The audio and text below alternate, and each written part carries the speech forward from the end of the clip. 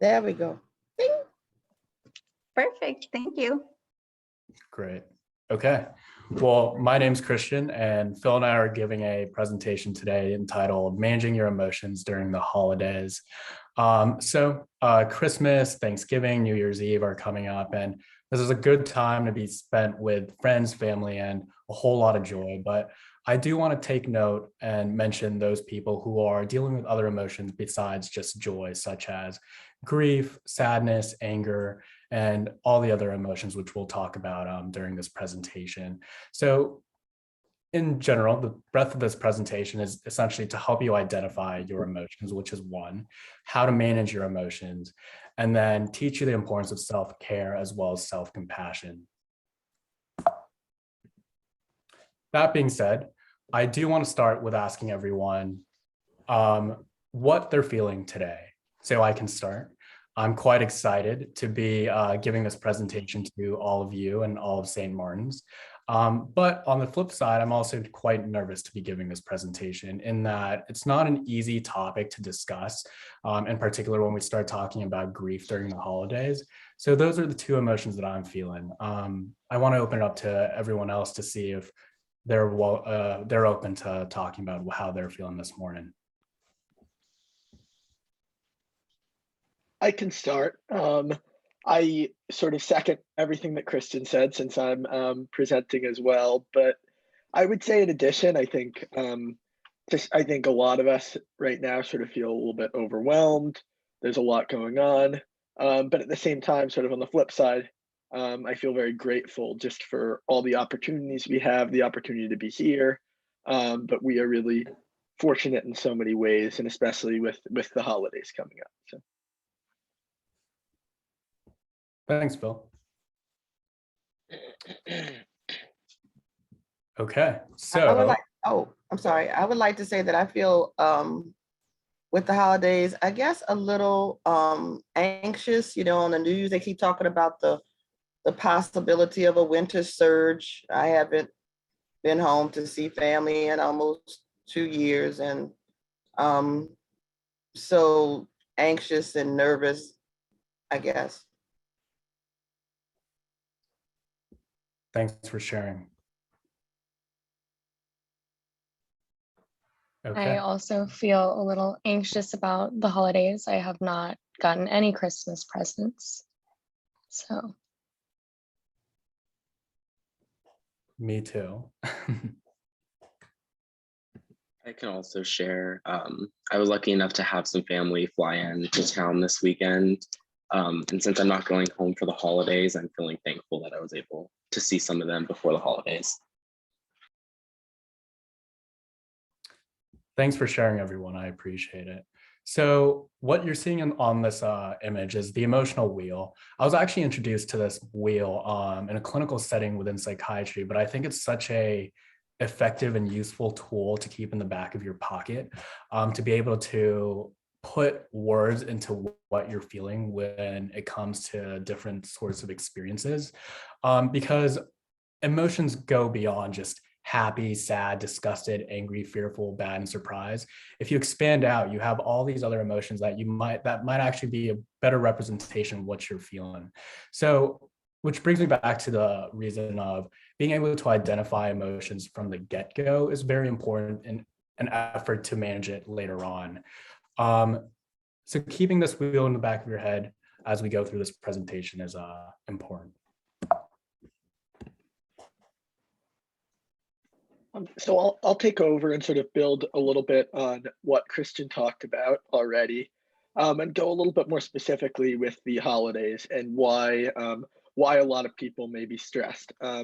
There's obviously so many reasons people might be stressed for the holidays, and this is not limiting. And I think, as Christian sort of touched on, there are so many emotions, and all of them are extremely sort of valid and real emotions, and everyone has good reasons to be feeling so many different ways.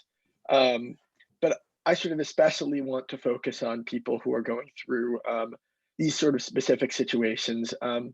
Obviously, there's a lot of people who may not have families who they can go to in the holidays, and they may feel isolated or lonely.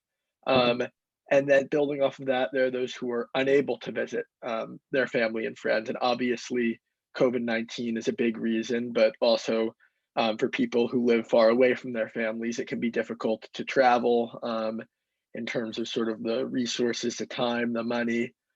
And then it's also important to highlight those who don't always get along with their families, for those who are able to visit their families, but that's a very stressful time when maybe they have some sort of fractured relationships or things like that. And then finally, those who sort of maybe feel pressured to sort of buy gifts or make nice dinners when they're unable because of sort of, again, money, time, resources. And I think it's important to sort of focus on these individuals and make them know that they're not alone and that they can still enjoy the holidays through a number of ways that we'll discuss throughout this presentation. Next slide. And Christian will go into much greater detail on coping skills, and I think this will be a theme throughout our whole presentation. But these stresses that I highlighted earlier can be sort of handled in a number of ways, and you can sort of see a little bit of a list here. And I think it's really important to highlight the fact that everyone has their own ways of dealing with stress and emotions, and there's no right or wrong answer. But these are a few examples, and I think as with the emotion wheel from the beginning, it's sometimes important just to sort of see it, attach a word with what you're feeling here, and sort of have sort of maybe a short list in front of you in case sort of during the holidays, during a stressful time, you're sort of dealing with something that you have sort of a list like this to sort of reference to know if you're sort of taking a healthy or unhealthy approach. So that brings me back to the plethora of emotions that we may feel during the holidays. And I do want to narrow it down onto grief. So as we know, the holidays can be a difficult and stressful time for a lot of people, but it's especially almost unbearable for those who are dealing with the loss of a loved one. In general, I do know that family and togetherness are key themes of the holidays. So for someone who's dealing with the loss of a loved one and grief in general, they might not want to partake in such a celebration. They might say things such as, I'm just trying to make it through in one piece through the holidays, or I'm worried about breaking down in front of my family. And so then they go into sort of a isolation and not want to participate in such celebrations. We'll go into detail a little bit more about healthy versus unhealthy coping skills soon, but I do want to identify and compare grief versus mourning first. So grief is defined as the emotional process of reacting to the loss of a loved one through death, whereas mourning is defined as the public display of grief, which is influenced by one's beliefs, religious practices, and cultural context. So in general, I do want to reiterate, grief is essentially the emotion that you are feeling, and mourning is the physical practice of how you're explaining such grief. Yet, as we all know, for anyone who has ever lost someone, grief illustrates in more than just emotions. It affects us mentally, behaviorally, socially, physically, and spiritually. And I also do want to note that it doesn't occur in stages. The grieving process is not there's no time limit to the grieving process. Everyone is on their own unique journey. And for some, it might be a week. For others, it might be 40 years. Everyone's very different, and that's completely okay. Which brings me down now to expressions of grief. As we all know, grief is very universal, but it expresses itself in many different ways. For some, it might just be crying in anger. For others, it's changes in appetite and social withdrawal. So I do want to highlight a couple here, such as, and we'll go through this right now, crying, anger, denial, depression, jealousy, hopelessness, mood swings, feeling exhausted, lack of interest, lack of motivation, difficulty sleeping, sleeping too much, changes in appetite, social withdrawal, alcohol and drug abuse, and inability to feel or identify emotions. Now, this is not an exhaustive list of every single sort of expression of grief, but these are very common ones. And I did include some that may not be that are a little more subdued and might not be associated with the feeling of grief, just so that you're a little aware of what what expressions may be associated with such intense emotions such as grief. Because like I mentioned before, the identification of such an emotion and then being able to manage that emotion is very important. And we'll go into a little bit more detail about which ones of these are a little bit healthier versus unhealthier and how to manage that accordingly. Which brings me down to coping strategies. A lot of people use different sorts of coping skills and styles, and some may be more effective for some, and some are less effective for others. It all depends on, I guess, the situation and also the person themselves. So what exactly is a coping strategy or skill? It's the actions we take consciously or unconsciously to deal with stress, challenges, and or uncomfortable situations. There are healthy coping skills, and then there are unhealthy / maladaptive coping skills. All in all, coping skills are a way that people learn how to use to cope with an emotion that they're dealing with. And it sometimes makes them feel better physically, psychologically, mentally. But there are healthy versus unhealthy coping skills that we should be able to separate and identify. And we should definitely establish healthy coping skills early on. Which brings me now to this table where I've, again, not an exhaustive list, but I did want to highlight some unhealthy coping skills, which I listed all the way onto the right. Some of these you'll notice are some of the expressions of grief that we had mentioned before. Sleeping too much, sleeping too little, drug and or alcohol abuse, eating too much, eating too little, social withdrawal, procrastination, hurting yourself, such as self-harm, aggression, and negative self-talk are very common unhealthy coping skills that people might resort to when the intense emotion is a little too much for them. We want to be able to separate that and replace them with healthier coping skills, because although unhealthy coping skills might seem beneficial short term, it's actually quite maladaptive and quite a hindrance long term. Whereas healthier coping skills might not benefit you short term, but they will benefit you long term in regards to your mental, physical, and social health. So let's take a look at some of these like healthier coping skills, such as physical exercise, communication with friends, family, your pastor. Even at St. Martin's, there's such a great community at St. Martin's. Just being able to talk to them is great. Healthy eating. Phil will talk a little bit more about healthy eating a little later. Relaxation techniques such as deep breathing, even meditation, engaging in spirituality. This is a great one. Sometimes people tend to, especially during moments of loss and grief, tend to disengage with their religion. Here we're actually saying that it's actually a healthy component of a coping skill to be able to engage with your religion and use prayer as a healthy coping skill. Participation in a sport or hobby, volunteerism, and then seeking professional help. If you find that, for instance, grief is a little too much for you and communication with your friends, family is not enough, seeking professional help is always encouraged, especially a therapist. If there's someone that you want to discuss your emotions with and needing to discuss in more detail what to do next. I've also included on the bottom left a couple of other healthy coping skills that are a little more detailed, but something that a lot of people do and works for them. Which brings me now to the self-care wheel. I know for me, for instance, when I'm dealing with, I guess, a negative emotion or like, anger or anxiety or sadness, I have a tendency to use the gym or cook. Those are coping skills that work for me. They might not be coping skills that work for you. But I find that it's a good outlet for me to use whenever I am dealing with a more, I guess, negative emotion. I did again want to open up to everyone and see what other healthy coping skills that you use, if it's shown on the self-care wheel to identify it, or if there's something that's not on the self-care wheel that you want to take note of.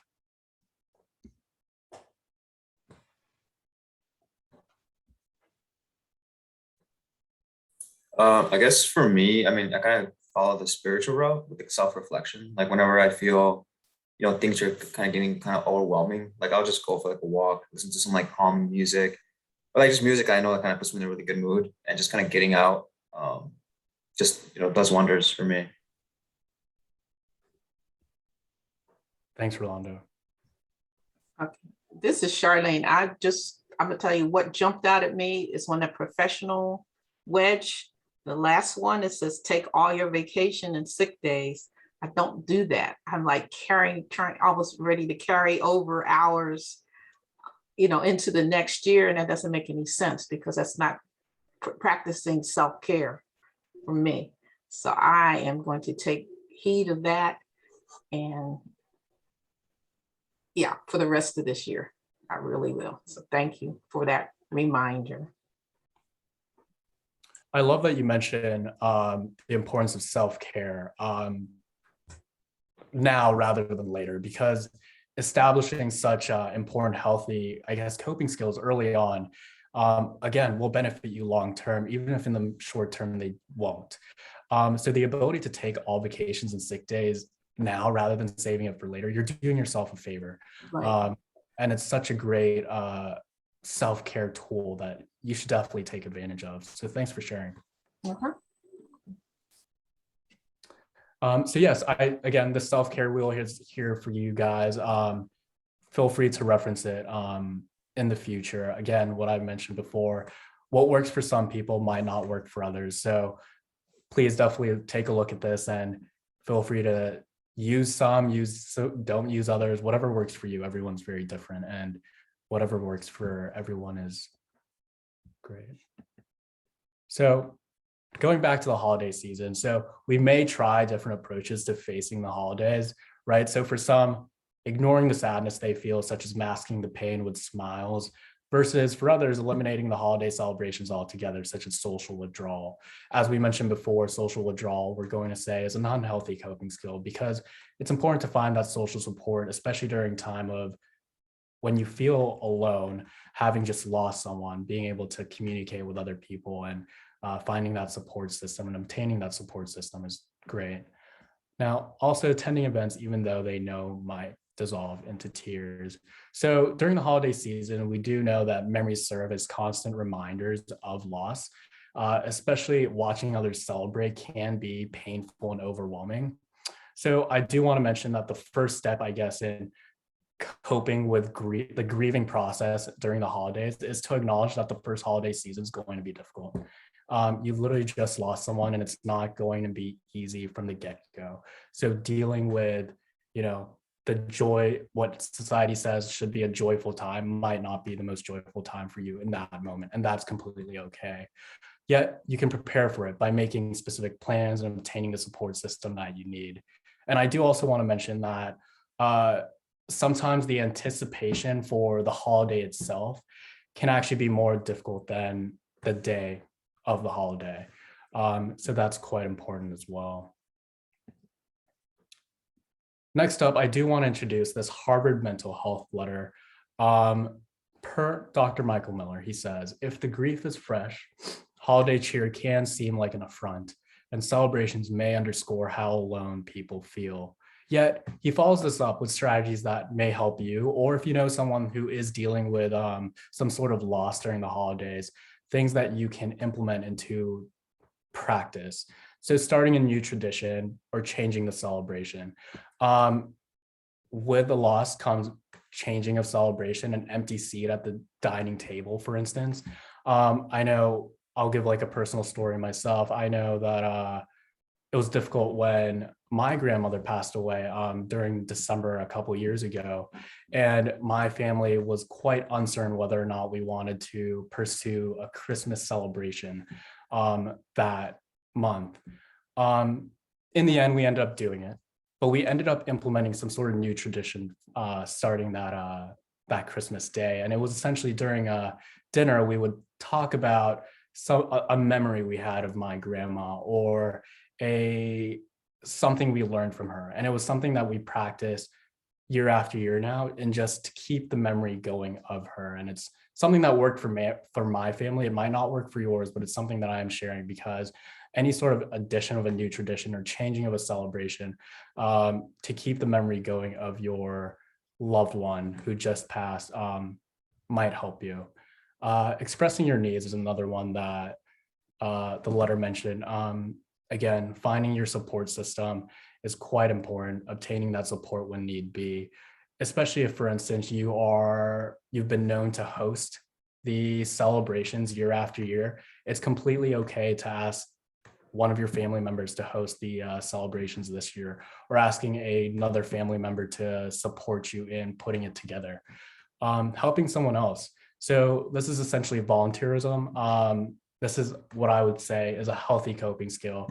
Phil will talk a little bit more about like volunteer opportunities you can do in Washington, D.C., but the ability to just even involve yourself in any sort of like religious or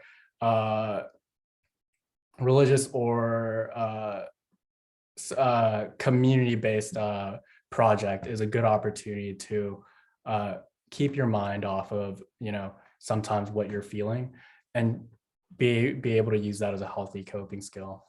And then giving yourself time.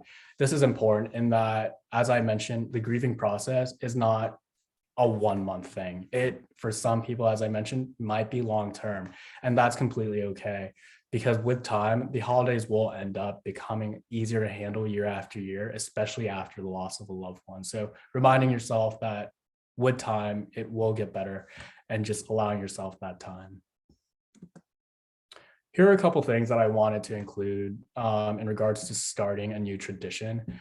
Again, not an exhaustive list, but I just want to include this here in case you guys find it helpful, in case you want to implement it into your holiday practices.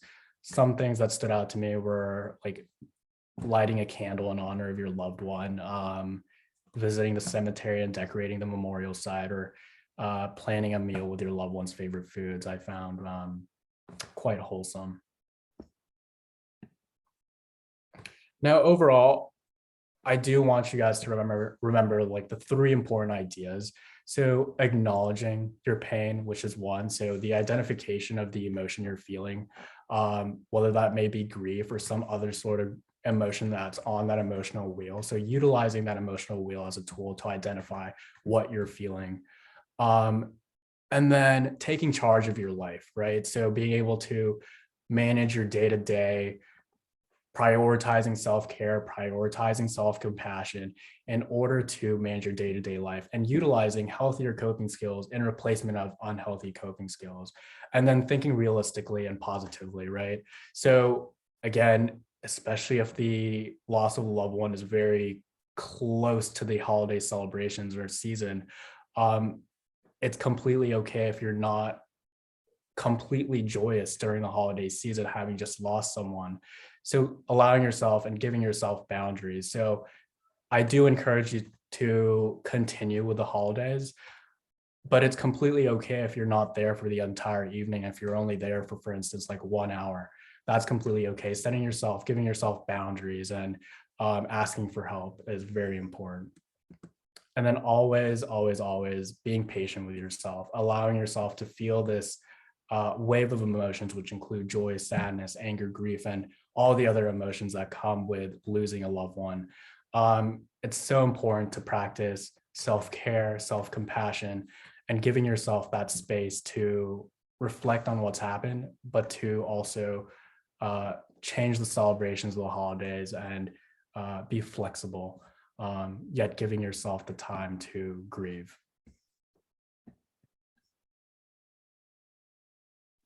Awesome. So yeah, before I move on to this, I just really want to reiterate what Christian said about being patient with yourself. I think it's something that no matter what we're dealing with is just so super important, and can't be stressed enough, especially in a time of year when I think a lot of people it's very chaotic. Even if you're enjoying it, everyone's sort of running around doing things. And that sort of is a segue into this next portion, which I'm going to focus on mental health apps, especially. Obviously, this is not diminishing by any stretch the need for some people to sort of seek professional help, either going to see a therapist, or sort of there's a lot of now sort of online and virtual options for seeking professional help.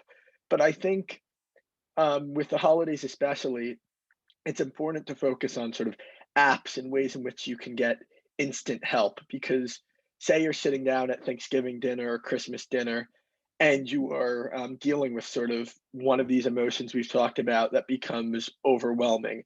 Unfortunately, that's often not a situation in which it's really feasible to sort of seek help or talk with someone. Everyone's busy. So being able, it's sort of one of the perks of our technological age, just being able to pull out your phone or your device and find an app where you can sort of address your needs is really, really important. So I made a list here of a few apps.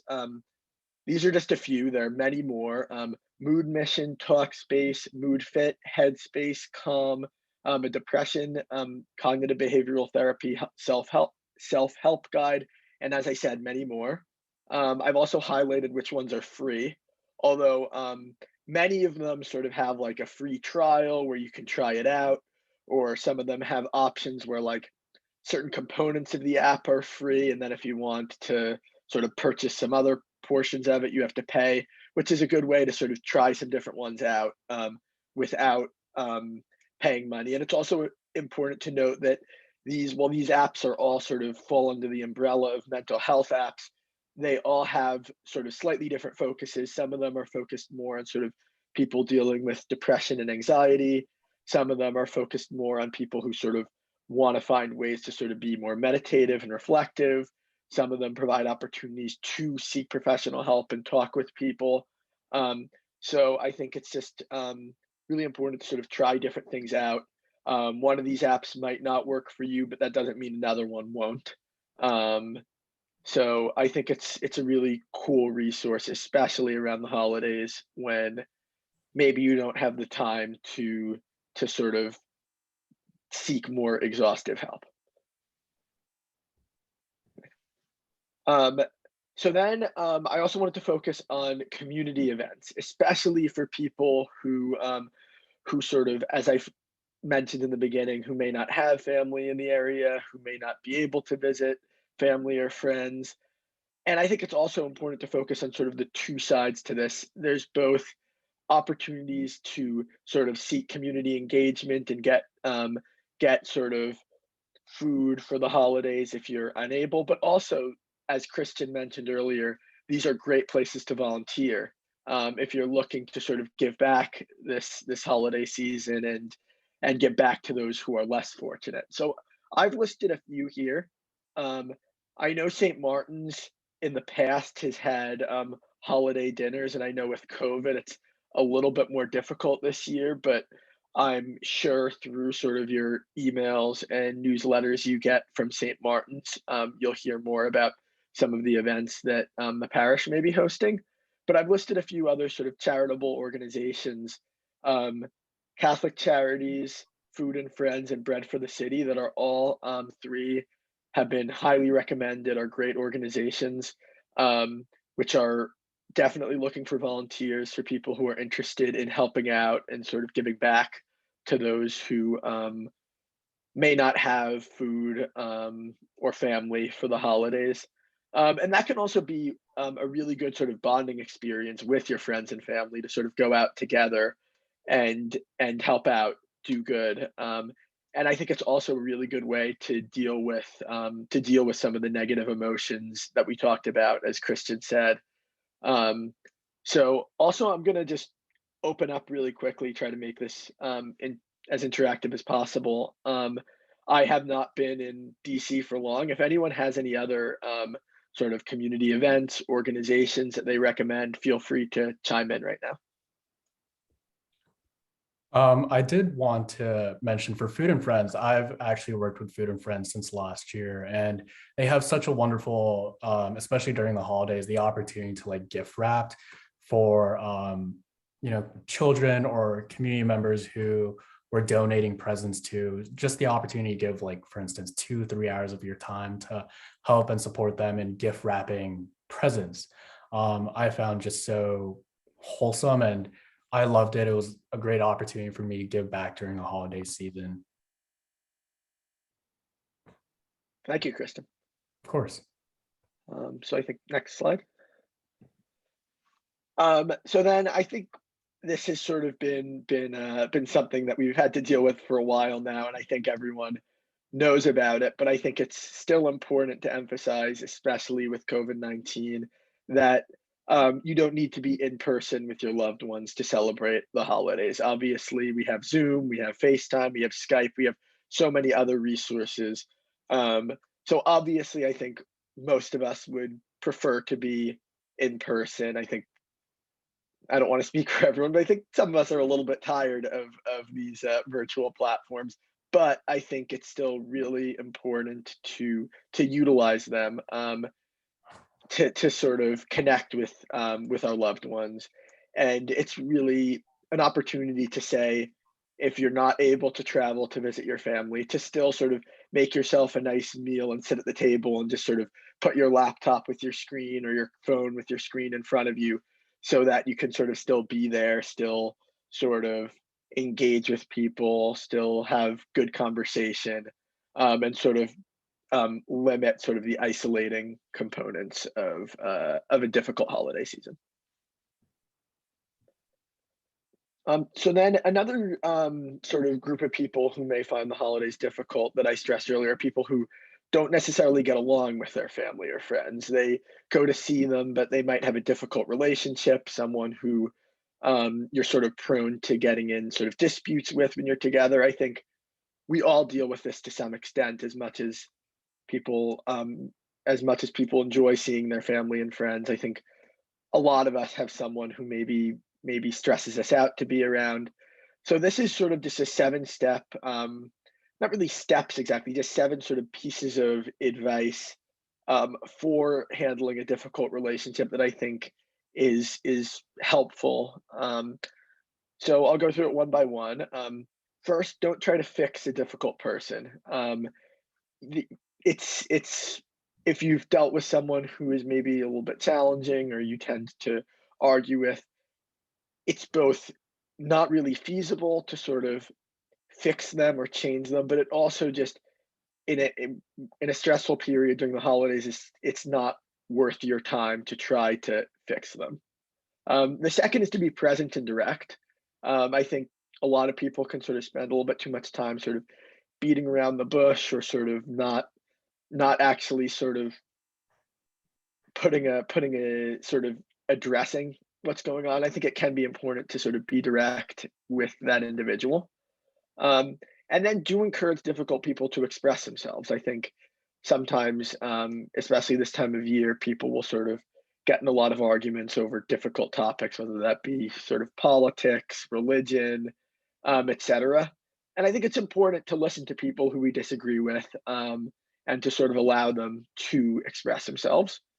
And then on that note, watch for trigger topics. If you know that there's someone who you tend to get in a big argument with over different political viewpoints, maybe just try to avoid that topic. Try to focus on sort of more pleasant or sort of compatible conversations. And then that sort of goes along into number 5. Know that some topics are absolutely off limits. There are a million things to talk about, and you can definitely take some of those off the list. And then remember that it's not about you. The website I had the usually on there. I think you can even say always. It's not about you. Some people just are can be sort of stressful to be around, and that is not a reflection of you or really anything about you. And then finally, as you sort of focused on this whole time, your own well-being comes first. And if that means excusing yourself from the conversation, if that means sort of loading a self-help app, as we discussed earlier, calling a trusted friend or loved one who you're not with, or even just sort of taking the time to sort of find like some like meditation, reflection, going to a local church to pray for a little bit, anything like that, are all really important things to remember in the case of dealing with a difficult relationship. So then again, sort of making a quick transition, Christian referenced this briefly, but it is important to focus on nutrition. I think food is, speaking for myself, maybe my favorite part of the holidays. In addition to seeing all my loved ones, it's just such a nice time to eat good food and sort of enjoy eating together. So by no means should we diminish the eating. It's definitely a really, really fun holiday celebration. But it's important to remember, as always, to sort of eat a balanced and healthy plate, and to remember to get fruits, vegetables, some sort of more healthier grains on your plate. And and I think it's especially important for those I think the holidays can be a little bit of a difficult time for those with chronic health conditions, or for those with dietary restrictions, because I think they can get sort of all different types of foods thrown onto your plate, and that could be a little bit difficult. So I think it's important to sort of keep that in mind, especially I think for those who maybe don't have chronic health conditions or dietary restrictions, to remember that people around you may, and to remember to keep that in mind if you're preparing food, um, but also sort of if you're at the table, not to sort of force any food onto someone, and to sort of again focus on balancing your plate while enjoying the food, and having maybe a nice piece of apple pie or something like that. So then I think we should sort of end our presentation on a on a more like joyful, happy note, because as we said in the beginning, the holidays really are a very joyful time, and I think for many people, it's sort of their favorite time of year. Um, so I've sort of created a list here of some fun activities and events in DC. I know, as I mentioned earlier, St. Martin's maybe had some more events pre-COVID that hopefully will be back soon. Um, I'm sure some of the people from St. Martin's on here can highlight some of those, but I know looking at the calendar, there's the Zumba classes that I know a lot of members of the community enjoy, but I've also listed several others. I know there's a few, I think, 5Ks for people who are able to do that in the city. There's beautiful light shows. I know with the zoo, the botanical garden has a model train that they bring out every holiday season that I know a lot of maybe younger children would enjoy. There's ice skating by the National Gallery, um, and as I mentioned earlier, I've only lived in DC for 3 months now, so I'm sure people who have been here longer have so many other options. But it's also worth noting many of these activities are outdoors, which is great for COVID, because I know it can be difficult to sort of do. Some of us may still be hesitant, hesitant with some of the indoor activities that maybe we enjoyed in the past. But I'm going to open it up right now for anyone who has any other fun activities that they've enjoyed in DC or anywhere for the holidays. Yeah, every year there's the national Christmas tree that's on the south lawn of the ellipse of the White House, and that's, I do believe that it's outside, so I think it's going to be open, and they have a tree for every state decorated with ornaments made by children in that particular state, and they have a Yule log and live reindeer. That's always really nice to do. Awesome, thank you. So I'll move forward. And then finally, this will sort of be our conclusion, again, making this interactive, and continue to sort of, if throughout the presentation you had any thoughts on anything, any other activities, volunteering opportunities, feel free. But I think it would be fun at the end if everyone sort of focuses on one thing that maybe stresses you out at the holidays, one thing that you're a little bit worried about, one thing that you're really excited about, an activity, someone you haven't seen in a while, and one thing that you're really grateful for. So I could start with this. One thing that is definitely stressing me out is sort of, I think I think this can stress a lot of people out, but buying gifts for people, I think sometimes it can sort of be stressful. Obviously, it's fun to exchange gifts, but um, it can be difficult, especially sort of not wanting to spend too much money. And also sort of if someone gives you a nice gift and you don't have something great to give them back, that can be a little bit stressful. And I think it's important to remember that just sort of your presence being in the holidays, especially after dealing with this last year and a half with COVID, where we haven't been able to see loved ones, even if you're not able to bring a gift or sort of prepare food for someone, etc. Just your presence and being there for someone is really a gift, and I think it's really important to keep that in mind. One thing that I'm really excited for is I think to see I have some younger cousins, a 2 and a 4-year-old, and I love kids. I love running around and playing with them. So that might be the thing that I'm most excited for. It's been a while since I've seen them.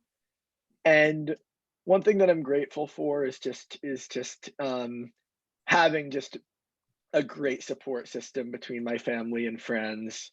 Um, and I think just having that to lean on when I'm stressed and when things are more difficult. But if anyone else would like to share, please feel free.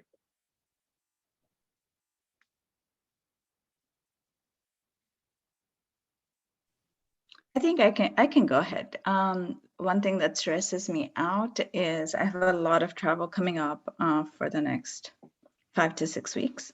So I'm traveling almost every week to a different city, especially like Angela was saying, we don't know how COVID is going to be. Are we going to see something new? So that's a little stressful, even though I have had my booster. Excited, I get to see a lot of family over the next few weeks. So excited for that, and grateful is that I'm able to do all of this and look into other opportunities. So those are my 3.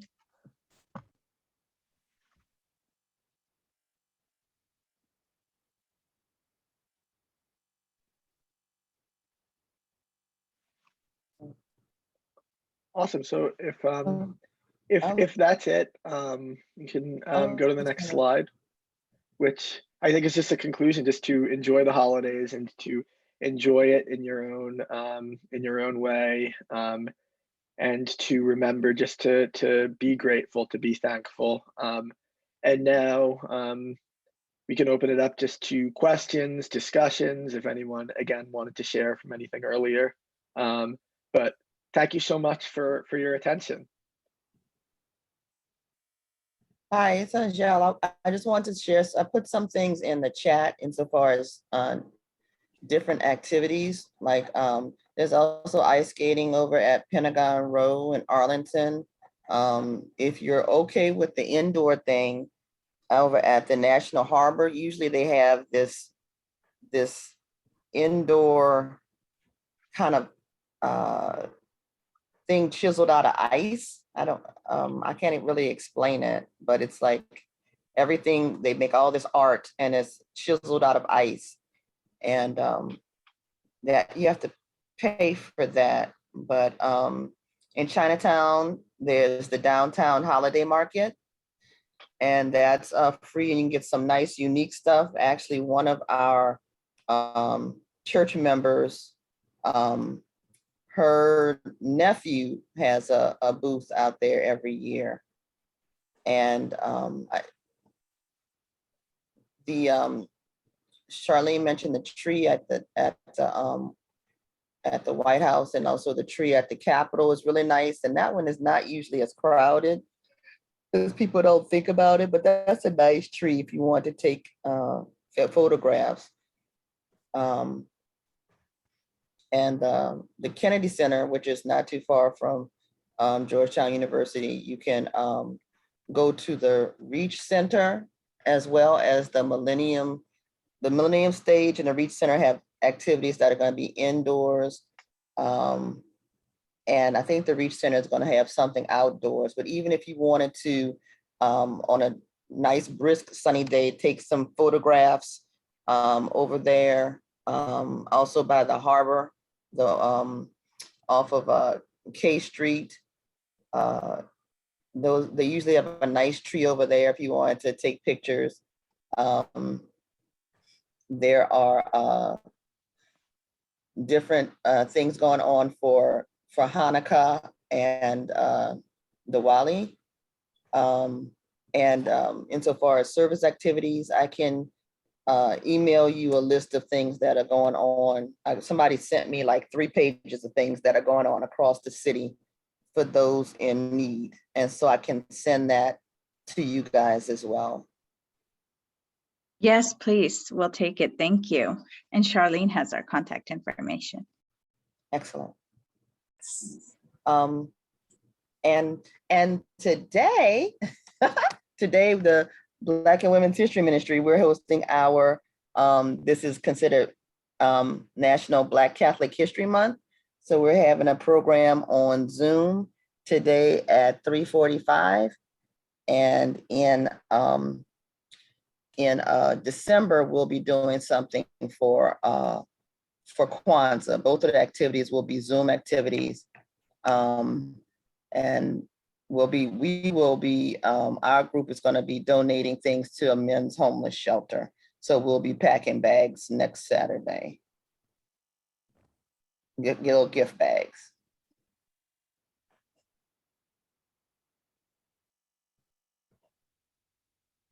Okay, Thank you. thank you. Okay, if there's anyone else wanted to share anything else, because I was told that I'm the one that's gonna have to stop the recording. So, I think we're good. Thank you. okay. All right. Of course, they didn't tell me how to do that, but okay, but I guess I'll figure it out over on this side. Charlene, before you end it, I have a quick question.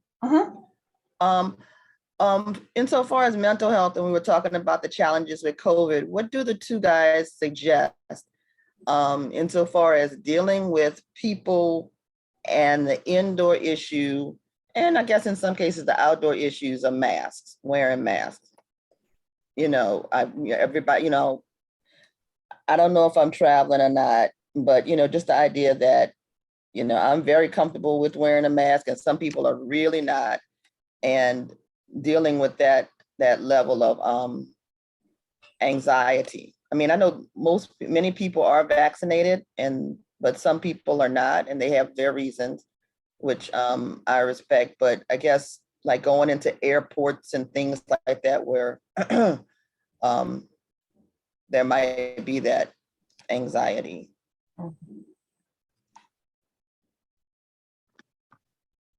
So do Philip or Christian, do you have any suggestions, or Dr.? Yeah, I would say just do what you're comfortable with. I would say my advice would be to sort of, obviously, unfortunately, this is a situation where other people's decisions and other people's actions do affect those around them. But I think sort of focusing on what makes you feel comfortable. And I would say, personally, I would recommend, especially in indoor places, wearing a mask, especially if you have unvaccinated people you're going to be around, wearing a mask and sort of being careful, continuing to sanitize and keep your distance from people who maybe you aren't wearing masks or are not vaccinated. But I think it really is sort of whatever you feel comfortable with. I agree. Like what Philip said, your comfortability level with wearing a mask, if that's what makes you comfortable, like especially in a home environment when you're surrounded by family and friends, if you want to wear a mask, that's completely okay. If other people have an opinion about your mask wearing, it's important to just be respectful of everyone's opinion. But if you are comfortable wearing a mask in that setting, especially given the current state of the pandemic, that's completely okay. And I encourage you to whatever works for you to follow, yet reminding yourself that everyone has an opinion on vaccinations, on masks, and whatever it may be, and just respecting those opinions to essentially reduce any sort of stress and conflict during what should be a family celebration of some sort. I think I definitely agree with what Christian and Phil said. My only addition to that is, in the medical community, we are recommending, especially if you're around people that have been outside, because they can still spread COVID even if they're vaccinated. So you're not only protecting yourself, but you're protecting other people. And so continue wearing the mask, especially if it's not your household member, like somebody who lives with you day in, day out. But also understanding that if your opinion doesn't matter much to them, that's them showing disrespect to you and your opinions also, and realizing that, because what is important to you should also be important to people you consider close family or friends. Okay. And when it comes to grief, how can we as friends and family, what would you say would be a good way to support somebody who might be going through, might have just had the death of a loved one, or still going through grief from, as you mentioned before, during the holidays? Good question. I would say the avenue just offering your support. But to add on to that, being specific with what kind of support you're offering, because when you're so general, it might be difficult for the person to just reach out to you. So if it's, for instance, if you're talking about someone with children, saying, hey, if you want time to yourself, I could take care of the kids for you. Just offering any sort of support, whether that may be just talking to them, giving them a call here and there, or being physically there to offer something. But being specific with the sort of support you're providing is a good way to show that you care. I agree with completely agree with what Christian said, but one thing that I sort of think can be really valuable are just small gestures. I think oftentimes when a close family, a member or friend is dealing with loss, I think people with very good intentions can sort of try to do a little bit too much sometimes. And I think just very little small gestures, just like a good morning text or call, or before you go to bed, just a quick call, just little things like that, like offering to pick up a coffee for someone, just getting lunch. I think small gestures like that can really, speaking for myself and speaking for, I think most people I know, it can be a really small thing, but it can really mean the world to someone. And I think you don't have to do too much. Just those little gestures can really be powerful. Thank you.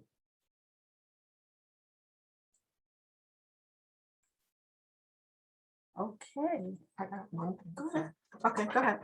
Okay, and then another thing is, I think it's important to understand where the grieving person, where they're at in the process, because a lot of times we try to make it like, well, where they should be.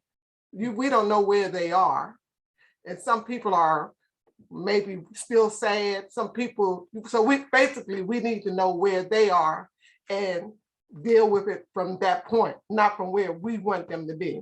Because we might want everybody to be happy during the holidays, or we want everybody to share, and that's not where they are. So I think it's important to talk to them and listen to what they need, as opposed to what we want them to be. Thank you. Yes. Those are words of wisdom from my sister.